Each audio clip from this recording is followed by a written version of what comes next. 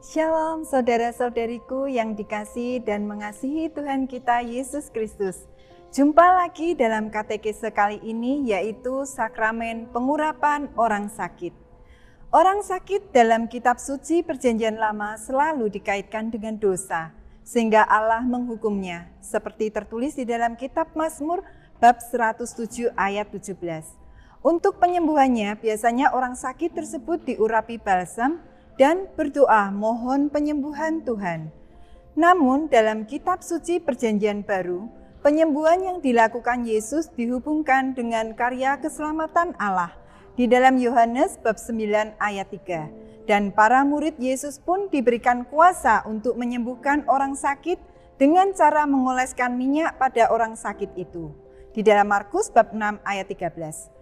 Pengurapan minyak atas orang-orang sakit itu dilanjutkan oleh umat beriman setelah Yesus bangkit dari maut, seperti dalam suratnya Santo Yakobus berkata, "Kalau ada seorang di antara kamu yang sakit, baiklah ia memanggil para penatua jemaat, supaya mereka mendoakan dia serta mengolesnya dengan minyak dalam nama Tuhan."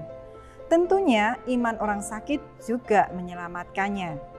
Dalam tradisi gereja, keselamatan bagi orang sakit itu ditandakan dengan pengurapan atau pengolesan minyak suci pada dahi dan telapak tangan si sakit oleh imam, dan biasanya dilaksanakan dalam ibadat sabda. Materi sakramen ini adalah minyak zaitun atau minyak lain dari tumbuh-tumbuhan yang telah diberkati uskup dalam misa Krisma pada hari Kamis Putih. Formanya adalah perkataan doa dari imam dengan rumusan tertentu. Semoga berkat pengurapan kudus ini, Allah yang Maha Rai membantu saudari dengan kekuatan Roh Kudus. Amin. Semoga saudari dibebaskan dari segala dosa, ditabahkan dalam penderitaan, serta diselamatkan. Amin. Sehingga sakramen pengurapan orang sakit merupakan tanda dan sarana yang mengungkapkan iman gereja akan kerahiman Allah yang menyembuhkan dan menyelamatkan. Bila si sakit dalam bahaya maut, maka si sakit sekaligus mendapatkan 3 sakramen: pengampunan, pengurapan, dan ekaristi. Kepada si sakit diterimakan viaticum yang artinya bekal perjalanan, yakni komuni suci sebagai bekal dalam perjalanannya menghadap Bapa. Viaticum ini akan memberi kekuatan kepada si sakit untuk menjadi sembuh bila Tuhan menghendakinya, atau kekuatan untuk berserah diri memasuki kehidupan abadi.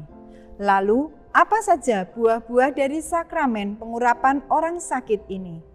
1. Mendapatkan anugerah Roh Kudus. Karena Yesus Kristus adalah Dia yang diurapi dengan roh, maka terjadilah penyembuhan jiwa dan penyembuhan raga jika Tuhan menghendaki. 2. Mendapatkan pengampunan dosa. Sakramen ini juga menghapus dosa-dosa dan segala akibatnya sejauh ada penyesalan. Mengapa sakramen pengurapan orang sakit ini penting? Sakramen ini penting karena memberi rahmat khusus kepada orang Katolik yang menderita sakit berat atau mengalami kesulitan pada usia lanjut. Urapan kudus ini dapat diterimakan berulang setiap kali orang sakit berat. Kemudian, rahmat apa saja yang diperoleh dari sakramen pengurapan orang sakit? 1. Rahmat persatuan. Dengan sengsara Kristus melalui Roh Kudus memberi penghiburan, perdamaian, dan keberanian untuk menanggung derita dan sengsara karena penyakit dan usia lanjut. 2. Rahmat pengampunan dosa bila orang sakit tidak dapat menerimanya melalui sakramen pengakuan. 3. Rahmat penyembuhan. Jika dikehendaki Tuhan, kalau ini berguna bagi keselamatan jiwa. 4. Rahmat persiapan untuk peralihan ke hidup abadi. Maka, marilah kita manfaatkan sarana keselamatan Allah untuk meringankan penderitaan si sakit, baik untuk keluarga kita maupun umat di paroki kita. Demikianlah katekese singkat kali ini. Terima kasih, Tuhan memberkati.